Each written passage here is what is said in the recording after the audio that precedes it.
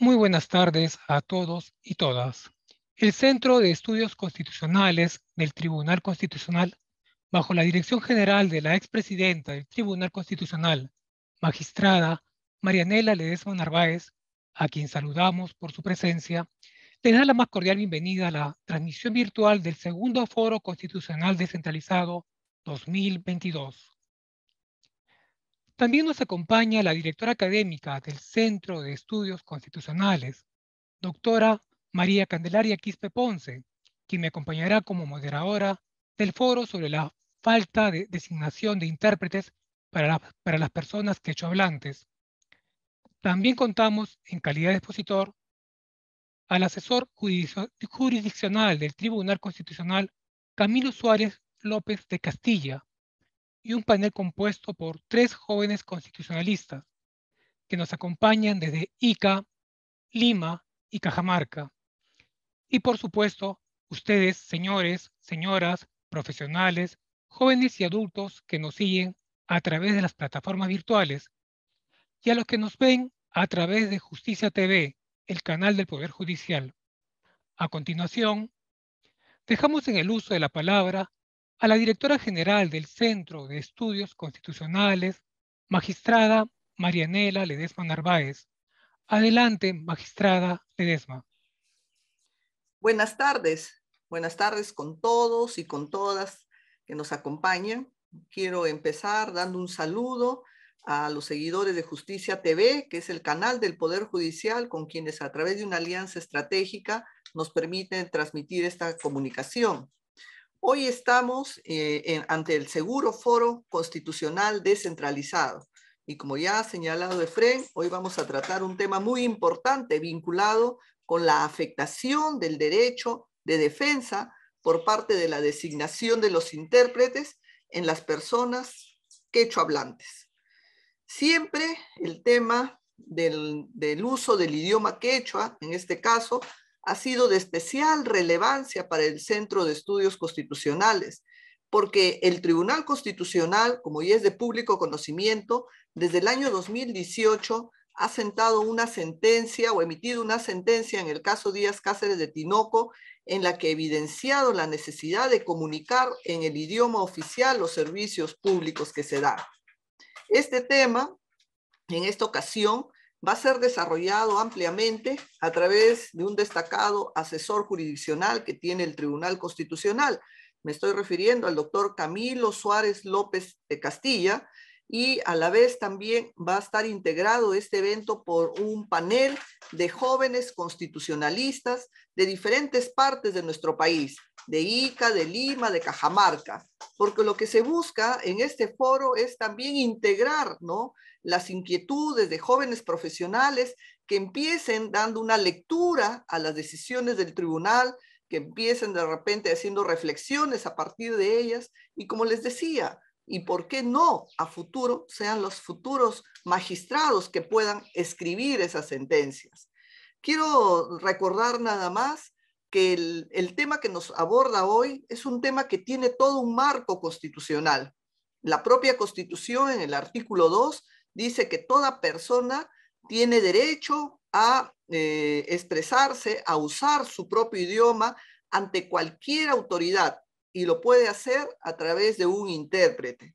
Sin embargo, también la realidad social nos muestra que a veces esto no es así, como el caso que también vamos a ahora trabajar, ¿no? E inclusive también recordarles que la propia Constitución señala que no hay un solo idioma oficial, no solo es el castellano, también hay otros idiomas como son el quechua, el aymara, o lo que por la ley señale o lo califique como lenguas aborígenes. Eso también está en el artículo 48 de la Constitución. No solo hay un marco constitucional, hay también marcos de convenios internacionales que apoyan el uso del idioma originario. Por eso es que desde el Centro de Estudios Constitucionales queremos visibilizar esta problemática y contribuir a su reflexión y a la difusión de lo que ha dicho y lo que viene sosteniendo el Tribunal Constitucional a través de su jurisprudencia.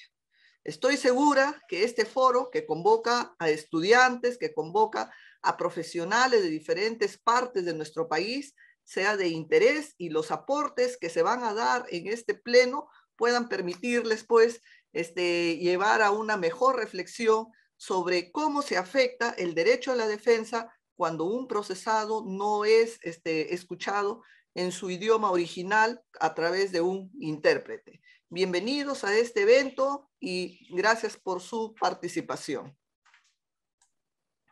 Agradecemos las palabras de la magistrada Marianela Ledesma Narváez. A continuación, invitamos a la directora académica del Centro de Estudios Constitucionales del Tribunal Constitucional, doctora María Candelaria Quispe Ponce, quien me acompaña como moderadora. Adelante, doctora María Candelaria Quispe. Muchísimas gracias, Efren.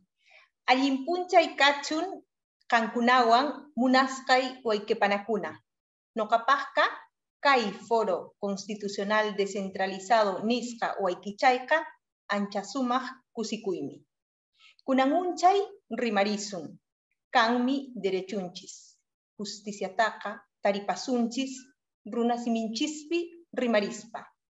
Chayrayku kunangunchay huk warmita anchata añachani. Marianela Ledesma Narváez hatun warmita. Anchatapuni añachakuyki. Muy buenas tardes con todas y con todos participantes de este segundo foro constitucional descentralizado. Para mí es un honor moderar esta mesa, no solo por el tema que se abordará, como bien ha señalado la magistrada Ledesma, el derecho a usar el propio idioma ante las autoridades jurisdiccionales, sino también por el panel descentralizado que nos acompaña.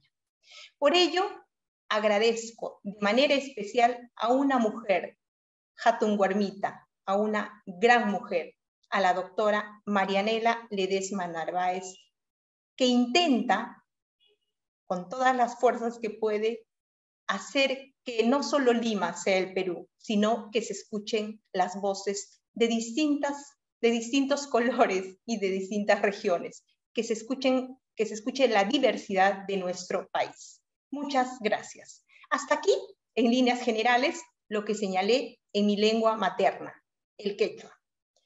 Bien, el Centro de Estudios Constitucionales es el órgano académico y de investigación del Tribunal Constitucional. Bajo esta premisa, su función principal es fortalecer la presencia institucional del Tribunal Constitucional. Para ello, fomenta el debate y conocimiento de temas constitucionales y difunde la jurisprudencia del Tribunal Constitucional.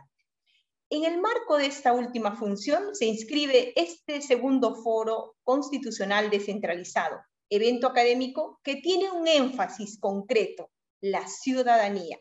Desde esta óptica, el objetivo principal de este foro es difundir y analizar la jurisprudencia relevante del Tribunal Constitucional en materia de protección de los derechos fundamentales. El análisis de la jurisprudencia se realizará con un lenguaje accesible a la ciudadanía, en un lenguaje sencillo, como nos señala la magistrada Ledesma, en un lenguaje fácil. Para ello, hemos invitado a 3 jóvenes constitucionalistas de distintas regiones del Perú, que presentarán de forma detallada y a su vez sencilla una sentencia sumamente importante sobre la afectación del derecho de defensa por falta de designación de intérpretes para las personas quechohablantes. También hemos invitado a un especialista en la materia, al doctor Camilo Suárez, a quien saludo y agradezco su presencia el día de hoy. Saludo también, con mucho gusto, a los integrantes del panel. Ángela García Vivanco, que nos acompaña desde Ica, que es abogada por la Universidad Nacional San Luis Gonzaga de Ica. Actualmente se encuentra en el periodo de investigación de la Maestría de Derecho Constitucional y Derechos Humanos. Tiene un tema de investigación trascendente para el día de hoy: el hacinamiento carcelario y la declaración de estado de cosas inconstitucional en la jurisprudencia del Tribunal Constitucional. Paulo César Soriano Martínez se encuentra cursando la Maestría de Derecho Constitucional y Derechos Humanos en la Unidad de Posgrado de la Universidad Nacional Mayor de San Marcos. El proyecto de tesis que viene trabajando es la potestad reglamentaria de la ley en el Perú y sus implicancias ante su omisión o demora. Finalmente, integra el panel una joven, Carmen Julia Vázquez Rodríguez, quien nos acompaña desde Cajamarca. Ella es bachiller en Derecho por la Universidad Nacional de Cajamarca y en la actualidad se encuentra en el periodo de investigación de su tesis para optar el título profesional de abogada. El tema que ha elegido para trabajar su tesis es el principio de necesidad y su aplicación en la determinación de la suspensión de la ejecución de la pena privativa de libertad. Muchas gracias por estar con nosotros en este segundo foro constitucional descentralizado. Quisiera saludar también a quienes nos están acompañando vía Zoom y a quienes nos siguen por las redes sociales del Centro de Estudios Constitucionales del Tribunal Constitucional y a quienes nos están viendo por el canal Justicia TV del Poder Judicial. Y en ese sentido también agradecemos a la doctora Elvia Barrios. Pues bien, el foro está estructurado en 3 partes. En la primera parte, los panelistas presentarán de manera detallada la sentencia. La segunda parte está destinada a la ponencia, que en esta oportunidad será pronunciada por el doctor Camilo Suárez, experto en procesos constitucionales, que analizará la sentencia. Y la tercera parte está destinada a la ronda de preguntas que los panelistas y el público formulen a nuestro ponente. Sin más preámbulo, quisiera empezar este foro con la siguiente pregunta, que dirijo a cualquiera de nuestros panelistas, porque entiendo que todos han leído la sentencia. Bien, ¿cuáles son los hechos de la controversia que permiten que el Tribunal Constitucional se pronuncie en este caso? Adelante, cualquiera de los 3 panelistas. Doctora Candelaria, buenas tardes. ¿Me permite responder? Adelante, Ángela. Tiene usted el uso de la palabra. Gracias. Gracias. Buenas tardes con todos y con todas. Reciban un saludo cordial desde la ciudad de Ica. Antes de responder la pregunta, quisiera agradecer en primer lugar a la magistrada Ledesma Narváez por la invitación a este foro constitucional descentralizado. Para explicar los hechos de la controversia que permiten que el Tribunal Constitucional se pronuncie en este caso, voy a dividir esta presentación en 3 partes. En la primera, explicaré lo que alega la parte demandante. En la segunda parte, precisaré lo resuelto por el Poder Judicial en primera y segunda instancia. Y, finalmente, en la tercera parte, daré cuenta de la delimitación del petitorio y la determinación de la controversia realizada por el Tribunal Constitucional. Bien, vamos con la primera parte. ¿Qué es lo que alega la demandante? La ciudadana Clemencia Jaraquino alega en su demanda la vulneración de los siguientes derechos fundamentales. El derecho fundamental al debido proceso, el derecho constitucional de defensa y los derechos fundamentales a la libertad individual y a la tutela procesal efectiva.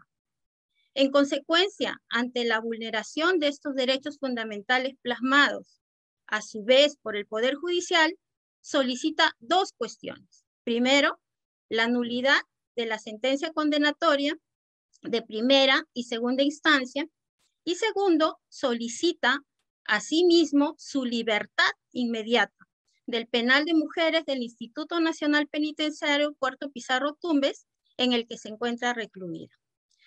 La ciudadana Jaraquino manifiesta que mediante resolución de fecha 15 de agosto del 2012 fue condenada por el Juzgado Penal Colegiado de Tumbes junto a su coprocesada doña Carmen María Villanueva Apolinar a 15 años de pena privativa de la libertad por el delito contra la salud pública, tráfico ilícito de drogas, sentencia que fue confirmada en segunda instancia.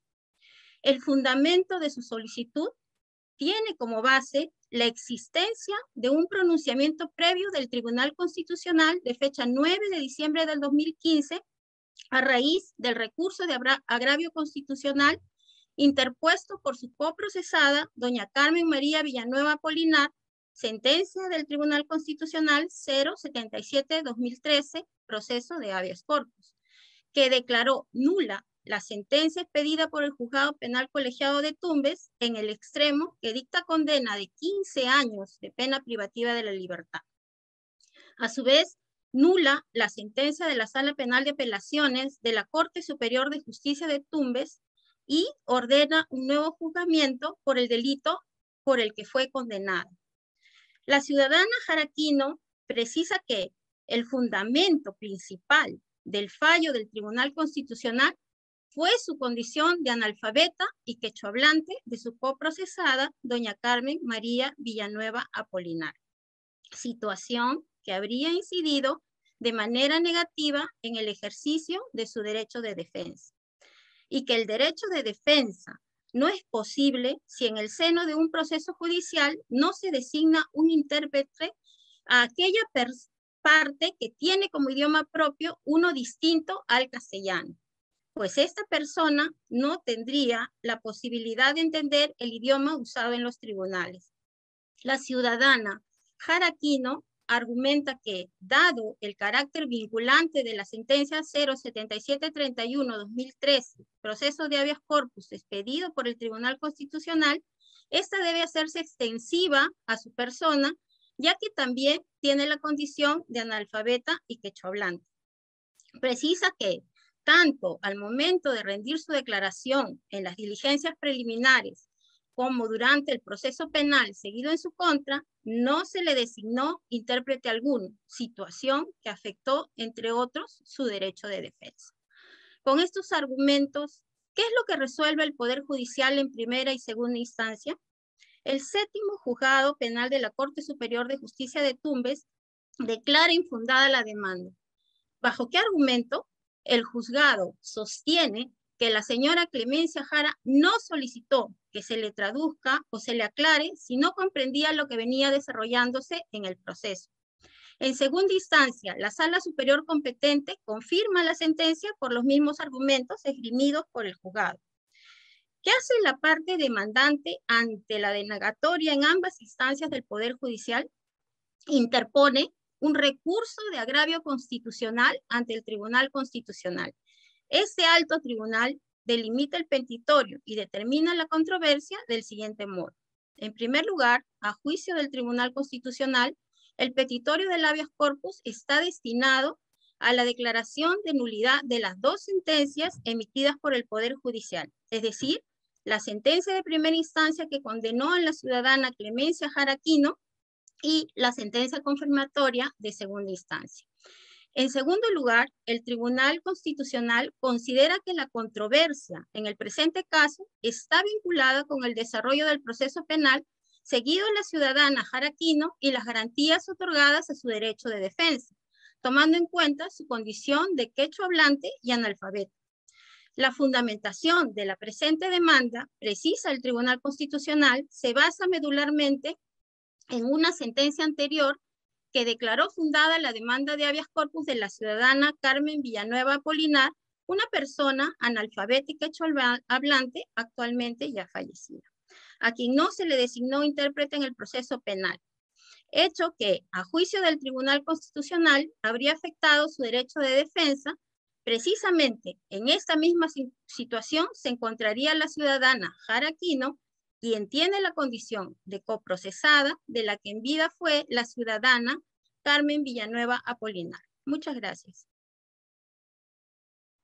Muchas gracias, Ángela. Justo le iba a sacar la tarjeta roja, pero terminó clock. Qué bueno, 6 minutos, excelente. Bien, muchísimas gracias, Ángela, por explicarnos cuáles son los argumentos de la parte demandada, los pronunciamientos del Poder Judicial, así como la delimitación del petitorio. Ahora me gustaría invitar a nuestros panelistas para que puedan responder a esta pregunta. ¿Cuáles son los derechos vinculados a la controversia constitucional que el Tribunal Constitucional desarrolla en esta sentencia?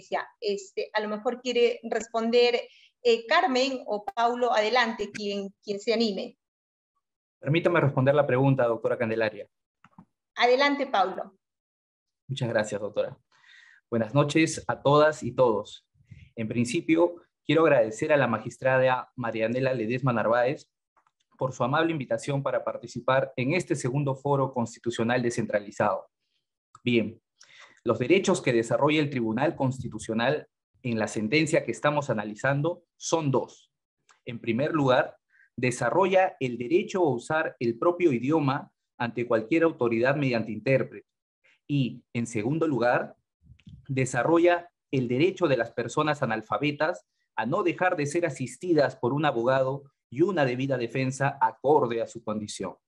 Los explicaré detalladamente, pero antes es necesario mencionarles que el Tribunal Constitucional precisa que dichos derechos forman parte del derecho de defensa y este, a su vez, integra el derecho al debido proceso.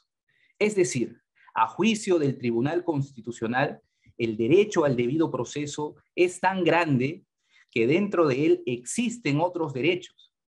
Uno de ellos es el derecho de defensa, en cuyo interior se encuentran los derechos de las personas quechohablantes y analfabetas, que he mencionado al inicio y que intentaré explicarlos a continuación. El primer derecho desarrollado por el Tribunal Constitucional en la sentencia que estamos analizando es el derecho a usar el propio idioma ante cualquier autoridad mediante intérprete. El Tribunal Constitucional sostiene que si en el seno de un proceso judicial existe una persona que no habla el castellano, es necesario que se le asigne un intérprete. De lo contrario, se estaría afectando el contenido esencial del derecho de defensa. Para llegar a esta conclusión, el Tribunal Constitucional se apoyó en el marco jurídico internacional. Por un lado, en dos tratados internacionales, el Pacto Internacional de Derechos Civiles y Políticos y la Convención Americana sobre Derechos Humanos. Y por otro lado, en dos opiniones consultivas de la Corte Interamericana de Derechos Humanos y un informe de la Comisión Interamericana de Derechos Humanos.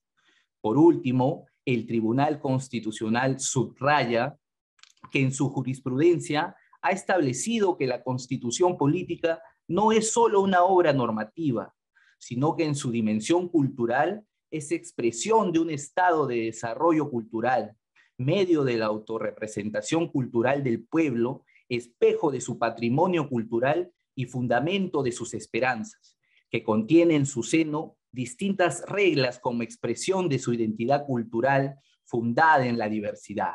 De ahí que el artículo 2, inciso 19 de la Constitución, establece en su segundo párrafo que todo peruano tiene derecho a usar su propio idioma ante cualquier autoridad mediante intérprete.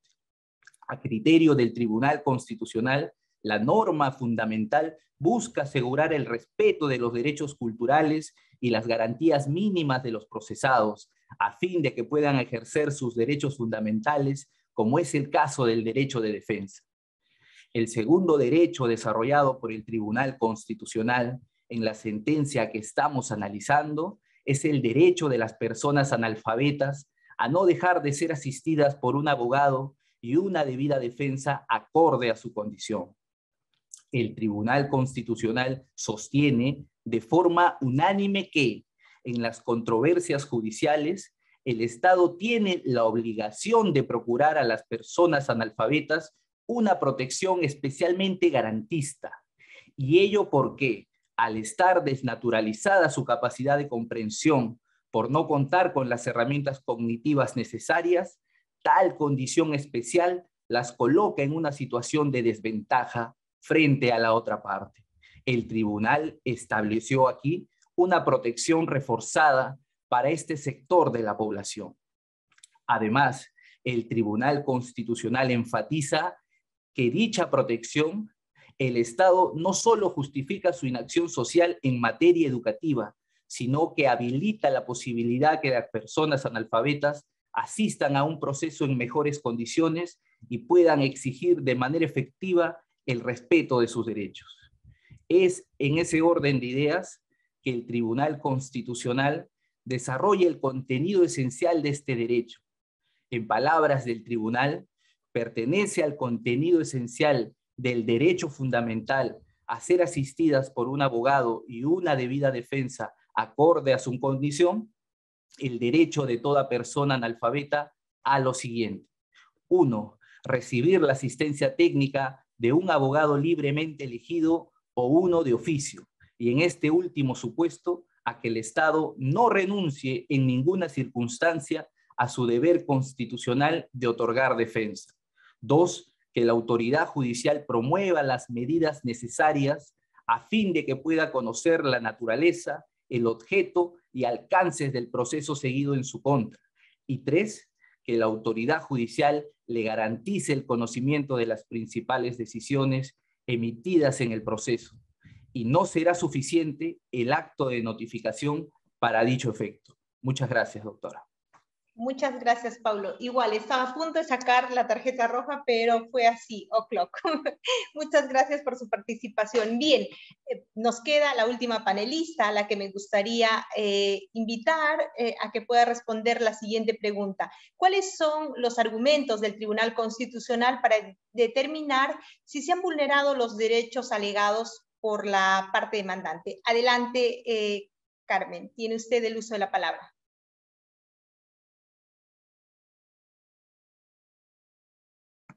Puede encender su micro.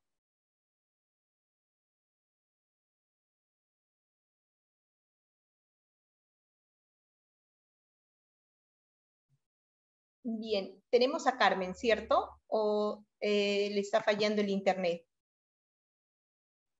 ¿Ahora sí se me escucha? Recién, Carmen, adelante. Tiene usted el uso de la palabra. Muchas gracias. Gracias, doctora Candelaria, por cederme el uso de la palabra. Antes de responder a la pregunta, me gustaría hacerles llegar un saludo en la lengua originaria de mi tierra, que es el quechua Cajamarca. Allin tuta, imagina kangiyapa, chasquillapa napaikuguna tukuykuyayguan Cajamarca manta, nogan shutini Carmen Vázquez, kushikani tandanakuypi. Buenas noches, ¿cómo están? Reciban saludos cordiales desde Cajamarca. Mi nombre es Carmen Vázquez, estoy feliz de estar en esta reunión. Aprovechando esta oportunidad, agradezco a la magistrada Marianela Ledesma y demás organizadores por invitarme a este segundo foro constitucional descentralizado, en el cual se está analizando una sentencia trascendente para todos los ciudadanos que dominan una lengua indígena u originaria y tienen condición de analfabetismo. Dicho ello, ahora les voy a explicar en qué consiste el análisis realizado por el Tribunal Constitucional sobre el caso de la ciudadana Clemencia Jara Aquino. En primer lugar, lo que ustedes deben saber es que para determinar la existencia o no de la afectación de un derecho fundamental, los magistrados del Tribunal Constitucional siempre tienen presente la delimitación del problema. Para el presente caso, les voy a hacer recordar que la controversia gira en torno a un proceso penal seguido contra doña Clemencia Jara Aquino, del cual se ha cuestionado el cumplimiento de garantías de un debido proceso, especialmente el ejercicio del derecho de defensa en su condición de quechohablante y analfabeta. Los magistrados constitucionales, teniendo en cuenta ello y después de haber revisado y analizado profundamente los documentos que obran en el expediente, pudieron llegar a 3 conclusiones principales.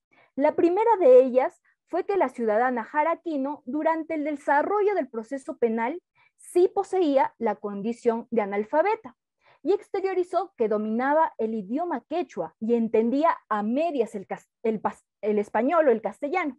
Por lo tanto, se encontraría en una situación igual a la de su coprocesada, que vendría a ser la señora Carmen Villanueva Polinar. La segunda conclusión a la que arribaron los magistrados del Tribunal Constitucional, aquí sí presten atención porque sería la más relevante del análisis, es que los jueces penales no brindaron una tutela debida a la señora Jara Aquino. Mejor dicho, no le otorgaron las garantías de un debido proceso, específicamente una protección plena a su derecho de defensa, pese a que era quechohablante y analfabeta. Ahora bien, después de escuchar estas 2 conclusiones, ustedes estarán preguntando si el Tribunal Constitucional se pronunció sobre las actuaciones que los jueces penales debieron realizar para proteger el derecho de debida defensa de doña Clemencia Jara Aquino, especialmente el derecho al uso del propio idioma ante la autoridad judicial y la debida asistencia técnica en condición de analfabetismo. Para su tranquilidad, deben conocer que sí se pronunciaron. En ese sentido, los magistrados sostienen con contundencia dos actuaciones que debieron realizar los jueces. La primera es que los jueces penales debieron asignar para dicho proceso un intérprete de quechua castellano, para que así se pueda garantizar la comunicación correcta y sin limitaciones de la ciudadana jaraquino, por ende pueda ser oída durante el proceso penal.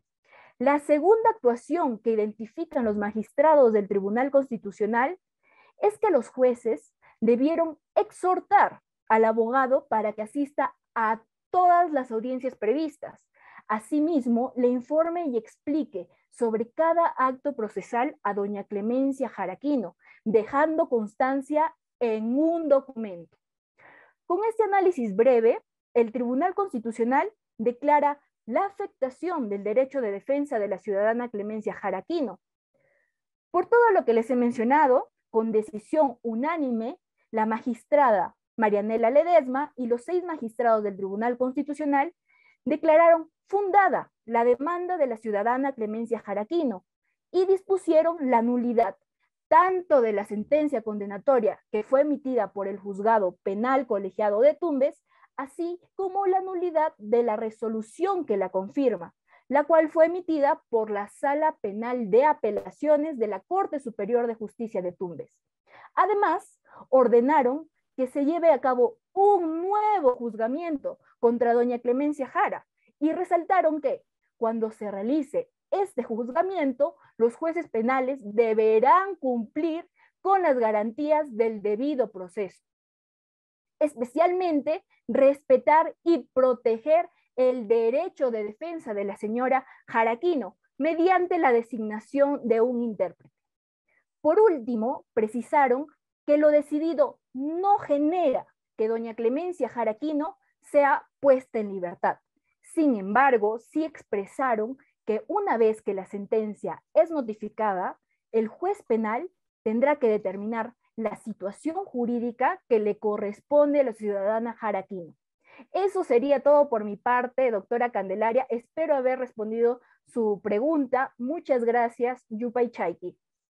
Muchísimas gracias, Carmen. Ha sido un gusto escucharte. Quisiera agradecer a nuestros 3 panelistas. Ninguno me ha dado la oportunidad de hacer el ejercicio con mi tarjeta roja. Qué pena, porque han estado o'clock los 6 minutos. Muchas gracias. Pasamos a una segunda parte. Ahora tenemos en nuestro foro la participación del doctor Camilo Suárez, a quien tengo el gusto de presentar también muy brevemente, porque a quien queremos escuchar es a él y no a mí. El doctor Camilo Suárez es abogado por la Pontificia Universidad Católica del Perú, tiene una maestría en Derecho con mención en Política Jurisdiccional por la misma Casa de Estudios, es docente en la Facultad de Derecho de la Universidad San Martín de Porres y asesor jurisdiccional con bastante trayectoria del Tribunal Constitucional.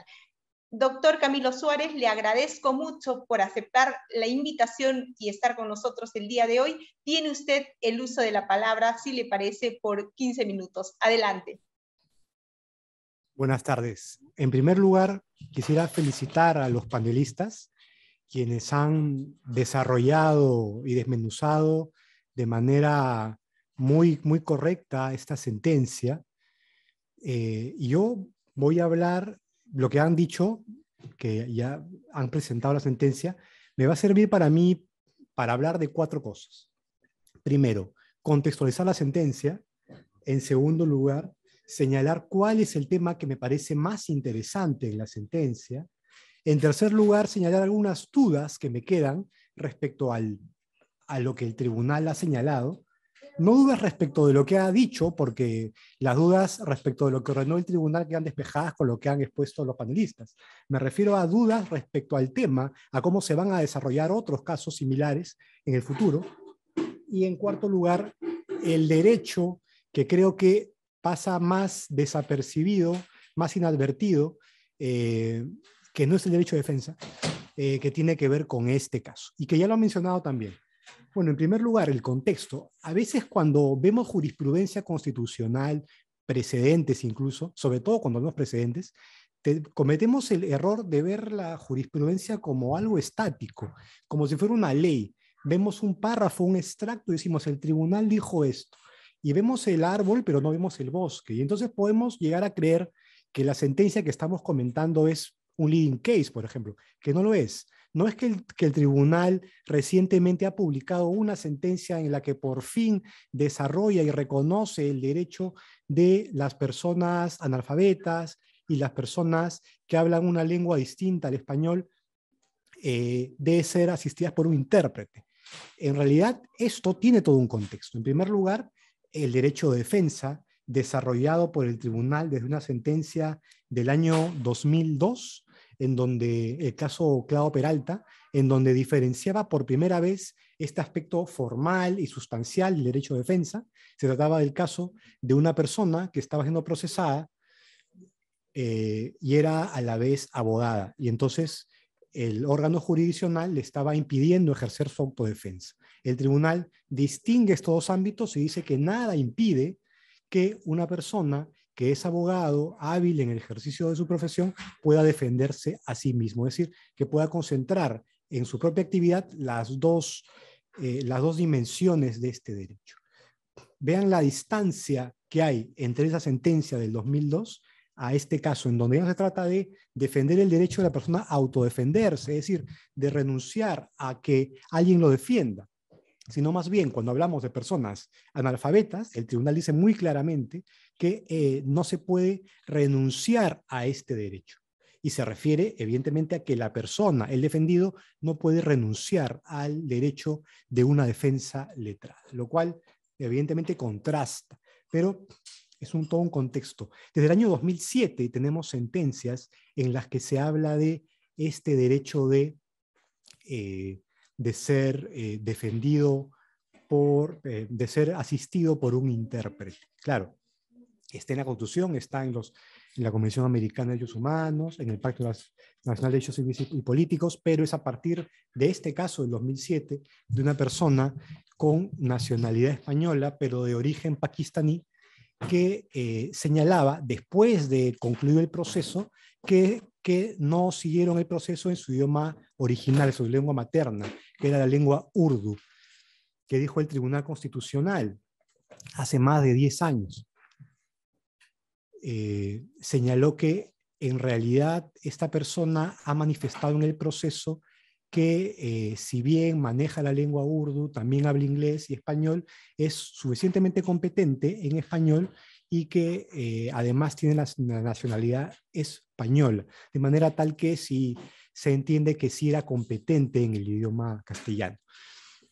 Ahora, luego han habido otros casos, el caso de una persona de nacionalidad alemana que señalaba que en su declaración ante el fiscal no contó con la asistencia de un intérprete y luego en el juicio oral y en su instructiva sí contó con esta asistencia, entonces quería anular todo el proceso penal sobre la base de este defecto que afectaba el derecho de defensa. El Tribunal Constitucional decidió no anular el proceso, entendiendo que en el ámbito estrictamente judicial sí se había respetado esta garantía. Ahora, estos casos, empezando por el de la coprocesada, que se publicó unos 3 años antes, se incorpora un elemento distinto. No es un extranjero, es un connacional que tiene el derecho de dirigirse a una autoridad en su lengua originaria, en su lengua materna, y a pesar de ello no puede, esto no le es dado dentro del proceso. Entonces, ahí el Tribunal Constitucional desarrolla un poco más este derecho. Luego hay otros casos contemporáneos a este que les estoy comentando de la coprocesada, en donde el tribunal señala que no solamente se trata de un intérprete en el idioma castellano, también si la persona tiene una dificultad auditiva, debería tener un intérprete en el lenguaje de señas, una sentencia que al final salió improcedente, es el 367 del 2016, aunque salió improcedente, el tribunal reconoce en abstracto el derecho de esta persona de poder contar con con un intérprete en el lenguaje de señas. Al final no estima la pretensión porque entiende que la persona sí podía, si tenía una dificultad auditiva, no era de tal magnitud que le impida oír todo lo que se hablaba dentro del proceso.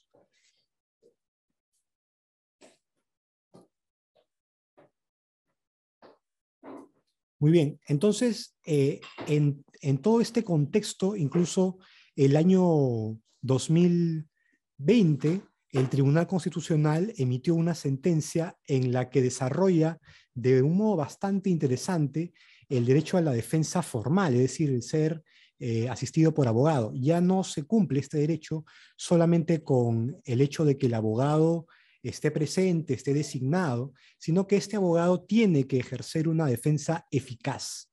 Sentencia que también recibió la unanimidad por parte del Pleno del Tribunal Constitucional. Entonces, en todo este contexto de desarrollo del derecho de defensa, es que el tribunal emite estas sentencias, la sentencia que estamos comentando y la de la coprocesada que salió 3 años antes, en donde reafirma el deber del Estado de cautelar este derecho de defensa en este ámbito, en el tema de ser asistido por un intérprete para aquellas personas que no dominen el idioma castellano. Ahora bien, la sentencia no solamente habla de intérprete, habla también de no ser privado de una eficaz defensa cuando se es analfabeto.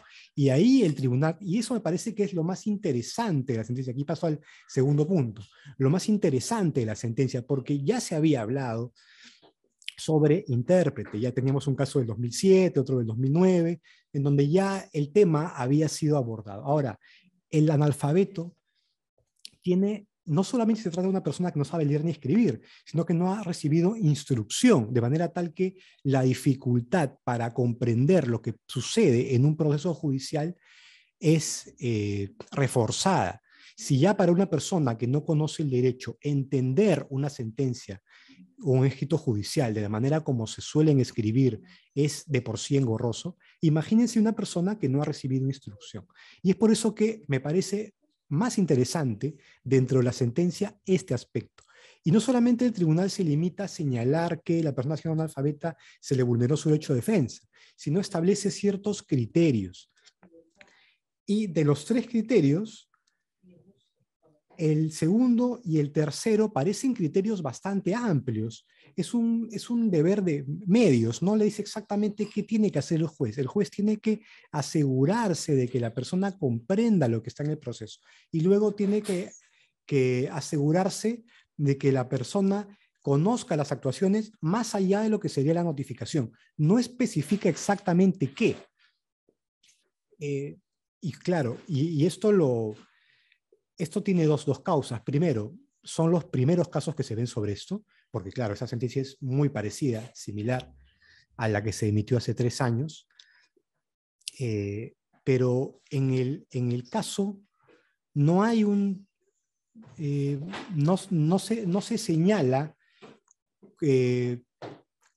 cómo es que el analfabetismo, mejor dicho, por parte de la demandante, cómo es que el analfabetismo ha generado este problema, de manera tal que lo que ordena el Tribunal Constitucional es bastante amplio. Eso puede servir para futuros casos, para casos en los que, si viene un caso el próximo año, o en julio, agosto, un caso en el que se ve otro tema, otro caso de un analfabeto, creo que el Tribunal Constitucional tendría la oportunidad de afinar el criterio y determinar a qué se refiere con que se provean algunos mecanismos para que la persona se entere del proceso más allá de la notificación. Y luego lo ordenado por el Tribunal Constitucional, en el sentido de que se asegure de que el abogado defensor no falte a ninguna audiencia. Y en el desarrollo de la sentencia de la parte de fundamentos no se advierte que se diga que el abogado defensor haya faltado a las audiencias, que no falta ninguna audiencia y que le explique claramente todo. Entonces podrá haber algún caso futuro, supongo, en el que justamente el demandante analfabeto señale que no comprendía, porque si bien tenía un abogado de oficio, este nunca le explicó todos los elementos del proceso y en qué consistía y qué cosa estaba sucediendo. Luego paso a las dudas que me deja. Como señalo, no es que la sentencia me genere dudas, está bastante claro lo que señala el tribunal, sino dudas más conceptuales sobre cómo se tratan otros casos. Por ejemplo, ¿cómo se determina que la persona no habla español? Claro, la persona podría decir, yo soy quechua hablante. Es más, podría no decirlo. ¿Cuál es el parámetro? Podría haber una persona que, habiendo sido el quechua la primera lengua que aprendió, domina tan bien el español que en realidad no requiere de un intérprete. Ahora bien, podría haber un caso en el que la persona nunca solicitó el intérprete durante el proceso.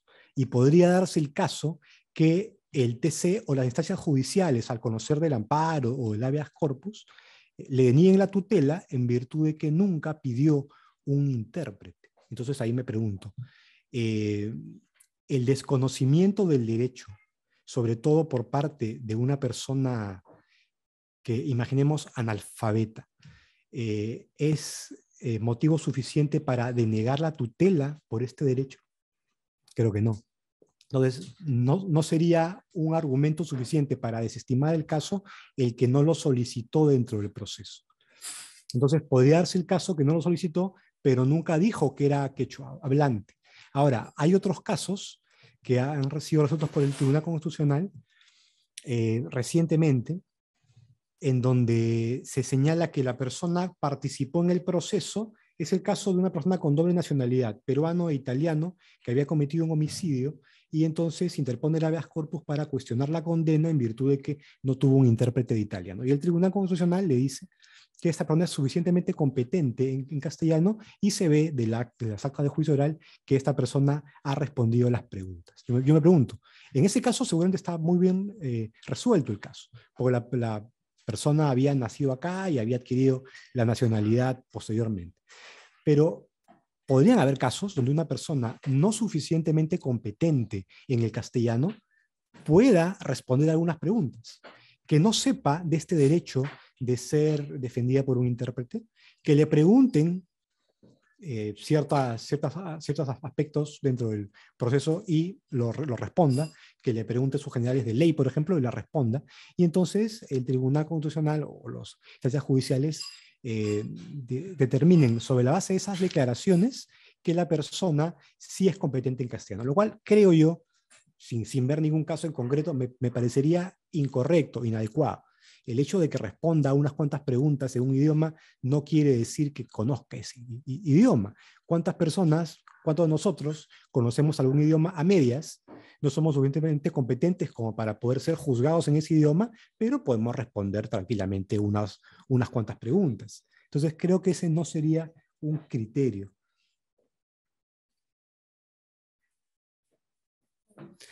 Y finalmente el tema de, creo que el derecho que no, bueno, sí ha sido mencionado por los panelistas, pero cuando vemos la sentencia en general tenemos a ver como que es un tema de derecho de defensa y concretamente de ser asistido por un intérprete.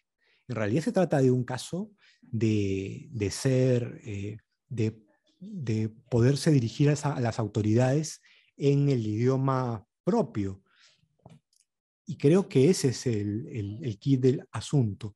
Más aún, ¿qué pasa si es que conforme al artículo 48 de la Constitución, en determinada zona, un idioma que no es el castellano es la lengua que se sigue?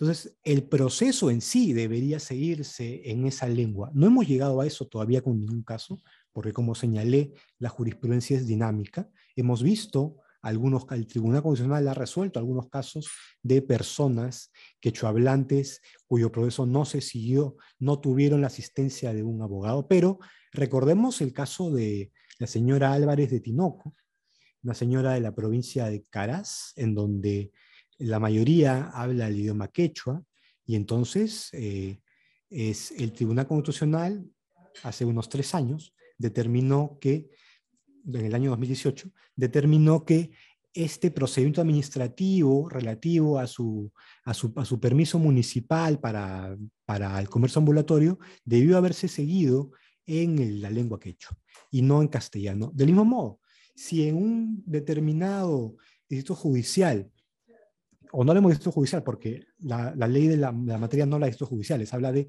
distrito, provincia y región. En un determinado distrito es predominante determinada lengua originaria, creo que deberíamos tender a que el proceso se siga en esa lengua originaria, ya que no solamente se trata de este procesado, se trata en general de todos los que usan el servicio de justicia, no solamente el procesado, también hablemos de la parte civil, es decir, el agraviado. Entonces creo yo que ese es el tema importante, es decir, tanto el derecho de dirigirse a la autoridad en tu propia lengua, como el derecho de que en donde en donde sea mayoritaria la lengua distinta al castellano, que el proceso se siga. No ha habido ningún caso de esa naturaleza, pero creo que hacia ahí deberíamos apuntar. Bueno, agradezco por último la invitación. Estoy llano a todas las preguntas que van a formular. Muchísimas gracias. Muchas gracias, Camilo. Muchas gracias por el análisis. Además, el análisis tan reflexivo también, no solo poniendo en énfasis lo que dice el tribunal, sino también ciertas dudas, porque esa es la idea del foro, quedarnos con algunas dudas, con algunas preguntas para seguir ahondando en el tema. Bien, ahora pasamos tal vez a una de las partes también sumamente importantes, que es la rueda de preguntas. Para ello, quisiera invitar a los panelistas, si alguno de los panelistas tiene alguna pregunta, por favor, les veo y les escucho, díganme, ¿tiene alguna pregunta que formular? Sí, doctora. Sí, doctora. Vale, veo que los tres. Entonces, si les parece, tienen que ser preguntas claras, precisas, porque el moderador va a tener, el panelista va a tener para responder 3 minutos como máximo por pregunta. Entonces, les solicitaría que cada uno formule la pregunta, aproveche para el espacio para formular la pregunta directamente al doctor Camilo, y si les parece, en el mismo orden en el que han presentado la sentencia. En ese caso, le doy el uso de la palabra. Entonces, Ángela, tiene usted el uso de la palabra. Gracias. Gracias, doctora. Buenas noches, doctor Camilo. Mi pregunta es la siguiente. En la sentencia en materia de análisis de este foro se adviertan 2 fundamentos de voto. ¿Podría usted precisarnos cuál es la diferencia entre un voto singular y un fundamento de voto? ¿Y qué establecen los 2 fundamentos de voto del caso en materia de análisis del foro? Agradeciendo por anticipado sus respuestas, y también indicarle que es muy interesante las observaciones que nos ha hecho llegar a partir de la sentencia que usted ha expuesto. Gracias. Gracias por la pregunta. La diferencia entre el fundamento de voto y el voto singular, bueno, primero, el voto singular es un voto de un magistrado que no está de acuerdo con el fallo. Entonces, si la ponencia propone que la sentencia sea fundada, como es este caso, el otro magistrado considerará que es infundada. Bueno, ese magistrado que considera que es infundada, es decir, con un fallo distinto, hará un voto singular. Ahora, ¿qué ocurre con el fundamento de voto? Hay magistrados que están conformes con el fallo de la sentencia, suscriben la sentencia, pero además tienen algunos fundamentos adicionales. Ejemplo, hay dos fundamentos de voto en el caso, el magistrado Blume y el magistrado Sardón. El magistrado Blume hace referencia a un caso muy similar e interesante también, que fue ponencia justamente de él, que se publicó en el año 2020. A ver si tengo aquí el número apuntado. Es, creo, el 416 del 2016, pero publicado en el año 2020. Un momento, voy a ver qué número es exactamente. Acá lo tengo. 416. No lo tengo, pero... Ah, no, 367, 2016. 367. Entonces, en este caso, es interesante. No es una persona quechohablante, es una persona de la etnia Shipibo-Conibo. Y en ese caso, el ponente sostiene que hay una barrera lingüística, una barrera cultural. Entonces, la persona criada, educada en esta cultura Shipibo-Conibo, por más que aprende el español, no va a captarlo 100%, de manera tal que necesita necesariamente de la asistencia de un intérprete. Entonces, estos fundamentos de este caso del año 2016, pero publicado en 2020, es decir, decidido en 2020, el magistrado Blume los ha reproducido en el fundamento de otro, es decir, fundamentos adicionales a los que propone la ponencia. Y en el caso del magistrado Sardón, lo que veo ahí es simplemente un resumen de la razón por la cual esta persona considera que es fundada la demanda, y señala expresamente que la persona se autodenominó como alguien que no domina el idioma castellano, y a pesar de ello, las autoridades judiciales no le brindaron una asistencia como correspondía. Perfecto. Muchísimas gracias, doctor Camilo. Justo iba a sacar la tarjeta roja, pero no, no me permitió. Adelante, por favor, al segundo panelista. Puede formular la pregunta. Tiene usted el uso de la palabra. Muchas gracias, doctora Candelaria. Buenas noches, doctor Camilo. Su exposición ha sido muy enriquecedora. Yo tengo familia quechohablante y he pensado mucho en ellas, cuando he estudiado esta sentencia. Así que en el marco de lo que usted ha dicho, doctor Camilo, yo quisiera preguntarle lo siguiente.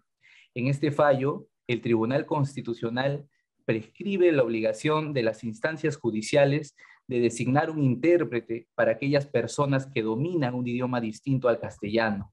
¿Considera usted que esta medida es suficiente para garantizar una comunicación idónea entre los jueces, el personal jurisdiccional y para aquellas personas que no dominan el idioma castellano?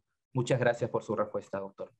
Gracias por la pregunta. Algo de eso he adelantado hace unos minutos, pero creo que lo óptimo sería que este proceso se desarrolle en la lengua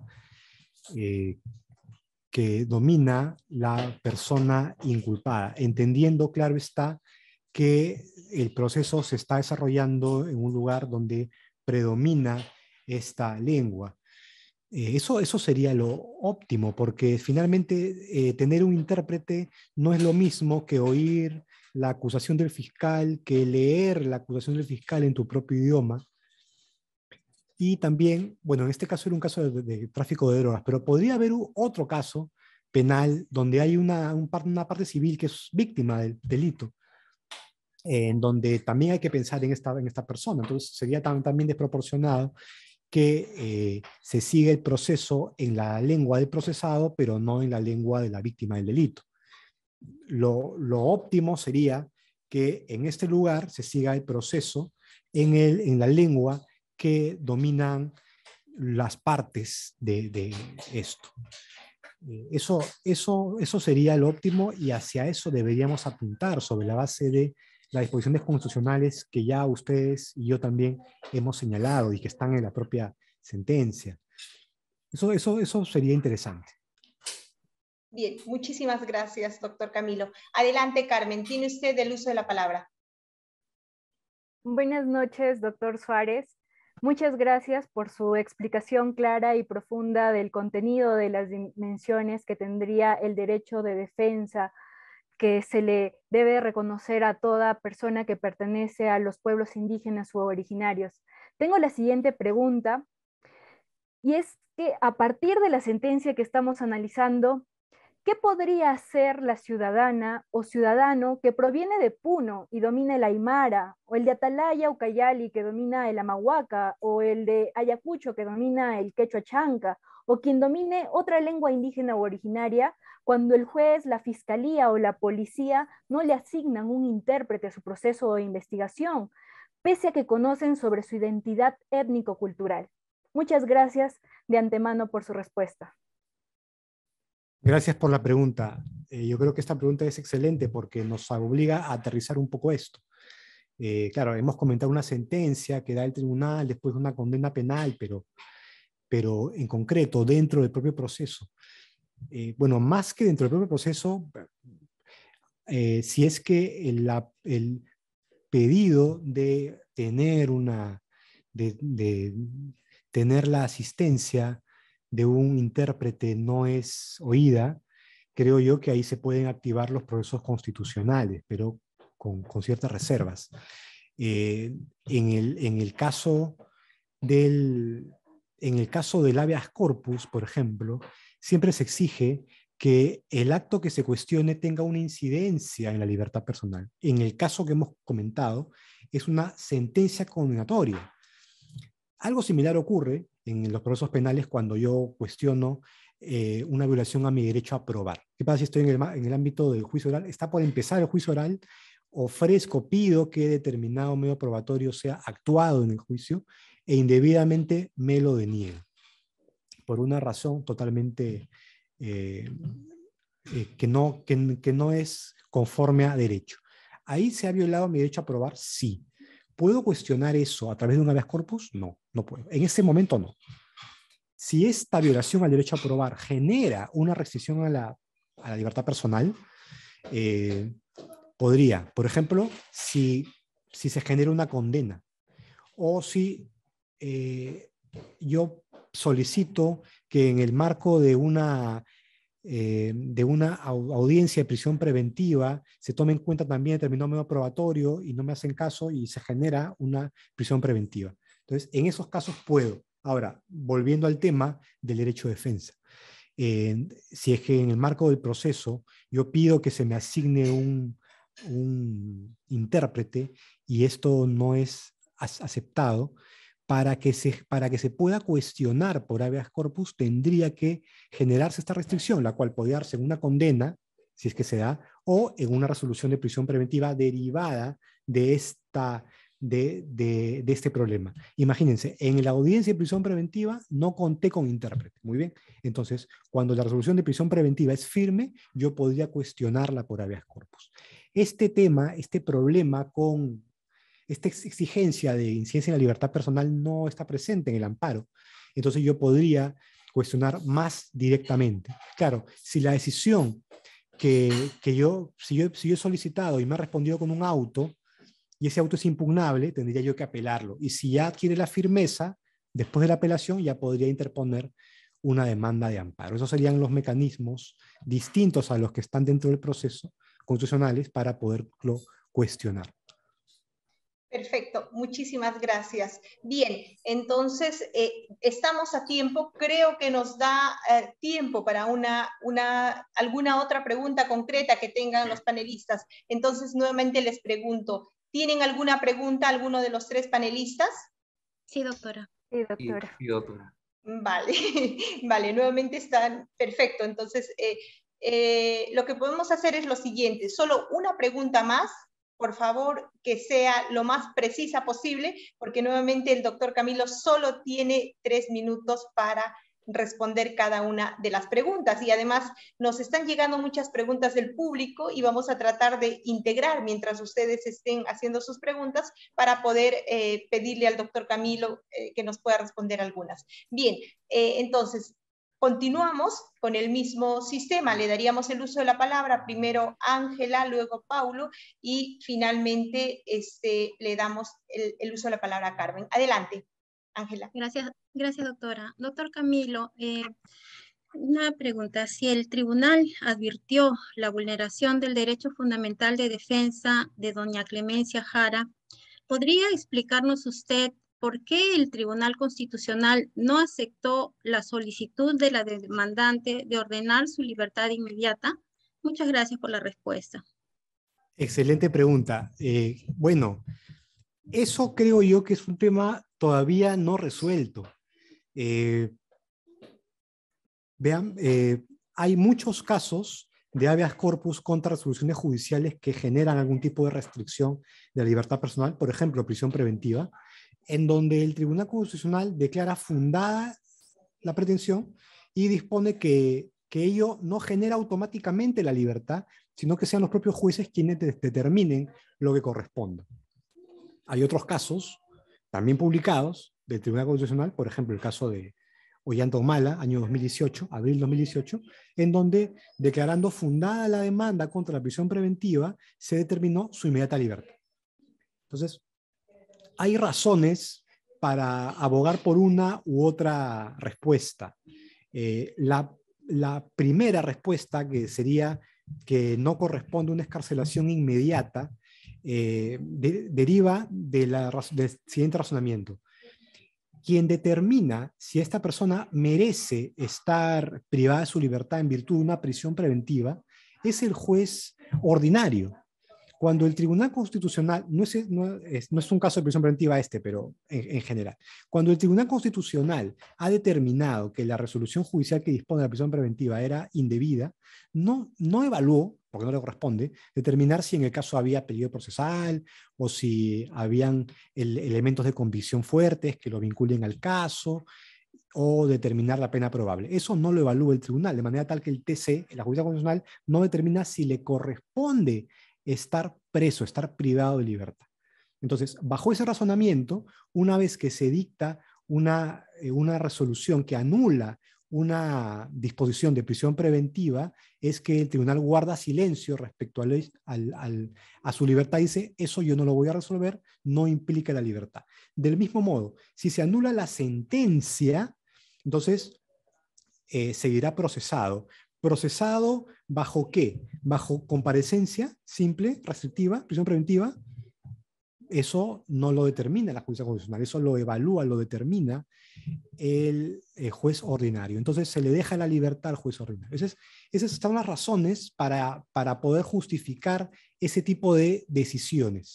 Ahora, ¿qué pasa con las otras decisiones en donde se dispone la inmediata libertad?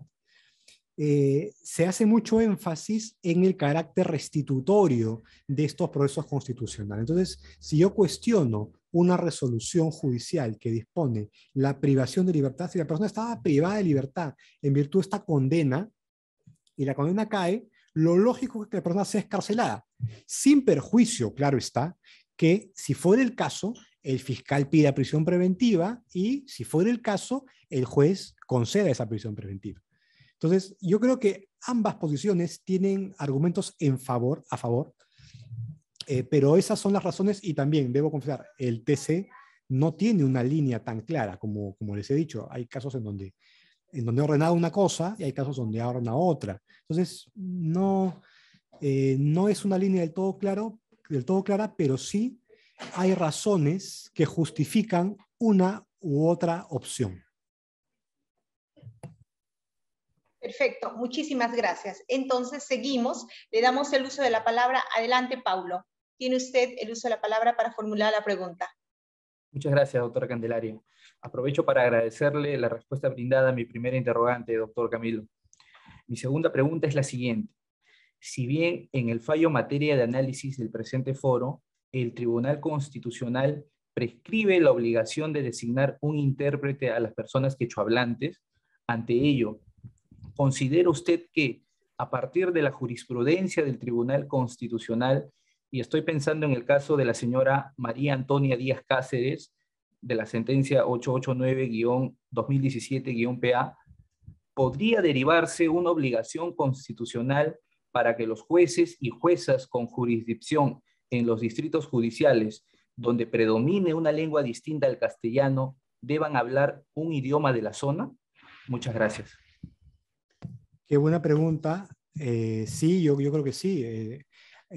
Tengamos en cuenta el artículo 48 de la Constitución, que obliga al aparato estatal en general a proveer que el ciudadano pueda dirigirse a la autoridad estatal sin diferenciar si se trata del Poder Ejecutivo o el Poder Judicial, en su propio idioma. Y además, ese tema, si predomina esta lengua en el marco que la ley establece, ¿no? Y la propia ley ha establecido como unidades para evaluar esto el distrito, la provincia o la región. Entonces, si en un distrito predomina determinada lengua, creo que sí, debe proveerse que la justicia sea impartida en esa lengua, sea el idioma oficial de la impartición de justicia. Y si la persona que va a actuar en ese proceso no no domina esta lengua originaria porque solamente habla castellano, entonces se le proveerá de un intérprete, porque tiene derecho a un intérprete. Entonces creo que lo que hemos visto hasta ahora en los casos podría invertirse.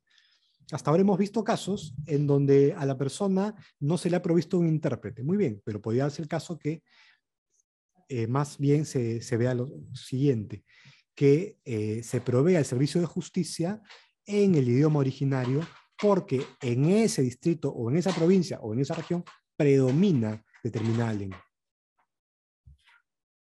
Perfecto, muchísimas gracias. Justamente esa era una de las preguntas que nos había llegado, además del público, que nos decía si en las zonas en las que mayoritariamente la población hablaba quechua o aymara, no sería lo óptimo, lo idóneo en el marco del artículo 48, que los jueces, fiscales, policías, médicos, etcétera, y en este caso en el proceso judicial, jueces, fiscales hablen el idioma quechua, aymara, ashaninka, etcétera. La pregunta del público, con lo cual está respondida con lo que acaba usted de señalar. Bien, entonces le damos el uso de la palabra a Carmen. Adelante, Carmen.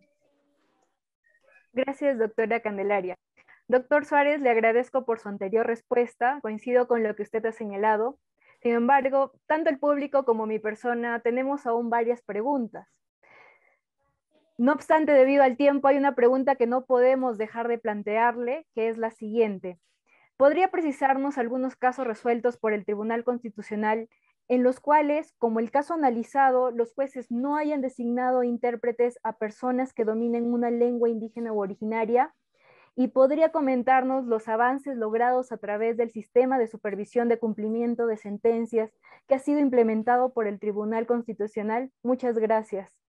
Gracias por la pregunta. Algo eso he adelantado porque les hablé de varios casos. El primer caso que tengo registrado es uno del año 2007, de una persona de origen pakistaní, pero con nacionalidad española.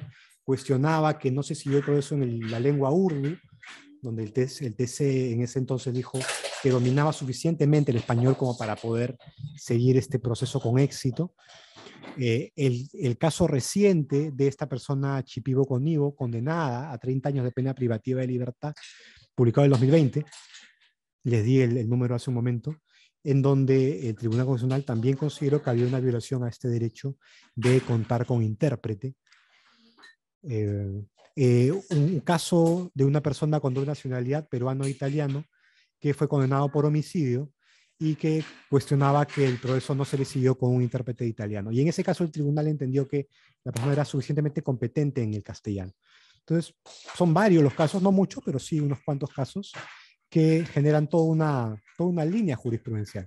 Vemos casos en donde el tribunal ha desestimado la demanda y casos donde ha estimado. Ahora, respecto al seguimiento de sentencias, no es que el tribunal haga el seguimiento de todas las sentencias. Recuerden que en materia de procesos constitucionales, conforme al anterior código, es el juez de primer grado quien hace la ejecución de las sentencias y conforme al nuevo código es el juez que dictó la sentencia. Y ahora, este sistema de seguimiento le da seguimiento a aquellas sentencias que el Pleno decide seguir. Entonces, no son todas. Ahora, respecto al tema del intérprete, respecto al tema lingüístico, bueno, más que un tema judicial, más que un caso de no tener intérprete ante un juez, puedo citar el caso Álvarez de Tinoco, en donde ya ha habido 2 autos de seguimiento y en el último auto se determinó que estas obligaciones derivadas de la sentencia han sido cumplidas pero parcialmente. Sobre todo lo que falta, lo que está pendiente es el traducir todos los documentos oficiales al idioma quechua, que es el idioma que impera en esta provincia de Caraz, y se señala la parte demandada, la parte que tiene que cumplir esto, que no cuenta con presupuesto para contratar suficiente número de traductores. Pero bueno, eso es el estado de cosas actual. Gracias por la pregunta. Bien, perfecto. Muchísimas gracias. Tenemos tiempo, por tanto, doctor Camilo, si usted me permite, le voy a formular 2 preguntas. En realidad hay muchas preguntas, con lo cual les ofrecemos disculpas, pero yo creo que con 2 podemos un poco trabajar, porque además son sumamente importantes. Bien, el Tribunal Constitucional podría sancionar al órgano jurisdiccional por falta de intérpretes. Entendemos la pregunta que cuando el caso llegue al Tribunal Constitucional, ¿no? Entonces, podría determinar ese tipo de sanción. Esa es la pregunta que nos formula el público. Si quiere, le leo la otra para que un poco, o si quiere responder directamente. Para responderlas juntas mejor, sí. Bien, perfecto. Dice, la existencia de barreras lingüísticas en nuestro país es innegable. ¿Qué acciones podría realizar el fiscal para superarlas en un caso de flagrancia delictiva? Pensemos, dice, en un caso flagrante de violación sexual donde la víctima domina una lengua originaria y no es conocida por los operadores de justicia. Adelante. Gracias por las dos preguntas. Bueno, la primera pregunta la respondo señalando que los procesos constitucionales no son procesos sancionadores. Claro, hay facultades sancionadores por temas cuando se atenta contra la buena fe procesal, que está en el reglamento del TC, pero no es que uno interponga una demanda de amparo, un habeas corpus para que el TC sancione al juez. Se interpone esta demanda para evaluar si en el caso ha habido una violación de derecho. La pretensión consiste en eso. Y si la sentencia declara fundada esta pretensión, se determinará que en el caso ha habido una violación de derecho. Entonces, no es que interpongamos la demanda de amparo para buscar una sanción. Y respecto a la segunda pregunta, eso es justamente los retos que tiene la justicia en nuestro país, porque claro, este derecho está reconocido en nuestra Constitución, en tratados internacionales, pero ¿qué sucede si es que no se cuenta con intérpretes? No es una lengua que conozcan, es una lengua originaria de nuestro país, pero que no se cuenta con un intérprete. Entonces, creo que esos son los retos con los que nos enfrentamos. ¿Qué cosa puede hacer el tribunal respecto a ello? Generar criterios que permitan ir yendo de menos a más. Gracias por la pregunta. Doctor Camilo, nos quedan unos minutitos. Agradezco mucho a los panelistas y a usted que hayan sido tan puntuales y espero no se enfade conmigo. Tengo que hacerle dos preguntas, si puede ser. Sí, excelente, perdóneme, lo siento mucho. Bien, además son dos preguntas. La primera se refieren, entiendo, al caso concreto. ¿Usted no cree que debió participar un traductor y no un intérprete? Ahí creo que se puede hacer un razonamiento fino. Bien, esa es la pregunta. ¿Usted cree que debió participar un traductor y no un intérprete? Esa sería una de las preguntas. Y la última, esta sí es la última, le ofrezco disculpas nuevamente, y eso es generalmente, además le comento que el público no suele hacer tantas preguntas, con lo cual les agradecemos al público y le agradecemos a usted también por su tiempo. La otra pregunta es, ¿qué implicancias tienen las 100 reglas de Brasilia en el derecho de defensa por la falta de designación de intérpretes? Adelante. Muchas gracias. Bueno, las reglas de Brasilia generan una serie de reglas relativas a personas que tienen algún tipo de vulnerabilidad, y justamente un tema de vulnerabilidad son las barreras idiomáticas. Respecto a lo que tiene que ver con los consignado a traductor o intérprete, estoy asumiendo que la pregunta me la formula alguien que supone que el traductor traduce textos escritos y el intérprete traduce lenguaje hablado. Entonces, si es así, entonces entiendo que el intérprete puede traducirle lo que señala, lo que se habla dentro del juicio oral. Le hace una pregunta y entonces el intérprete le dice, esto significa tal cosa. La persona habla y traduce en tiempo real lo que la persona está diciendo. Entiendo que esa es la diferencia que quieren hacer entre intérprete y traductor. Ahora, pero la pregunta tiene un tema interesante. ¿Qué sucede? ¿Qué sucede cuando no se trata solamente de oír lo que le preguntan, sino de tomar conocimiento? Y hay actuaciones escritas esta persona procesada tiene derecho a conocer de la acusación. Y entonces esa acusación hay que leerla y hay que traducirla. Entonces, entiendo que por ahí va la diferencia. Entiendo que cuando se habla de intérprete se está refiriendo en términos amplios a una persona que pueda traducirle, pero no nos deberíamos quedar solamente en el ámbito oral, es decir, solamente las actuaciones orales para que pueda responder las preguntas o dar su versión de los hechos. También tiene que haber una traducción de los actuados, de la acusación, por ejemplo. Perfecto. Muchísimas gracias, doctora Camilo. Perdone usted que nos hayamos extendido, pero igual les ofrecemos disculpas a quienes nos están formulando preguntas. Le vamos a hacer llegar al ponente para que las pueda trabajar. Muchas gracias por su participación, sobre todo a los panelistas. Y también quiero agradecer a una colega que nos ayuda, a Cristel Casani. Yo termino la moderación y dejo en el uso de la palabra a mi compañero Efren para el cierre. Adelante, Efren. En nombre de la magistrada Marianela Ledesma Narváez, expresidenta del Tribunal Constitucional y directora general del Centro de Estudios Constitucionales, agradecemos a todos los panelistas por su participación, así como al doctor Camilo Suárez López de Castilla por su exposición.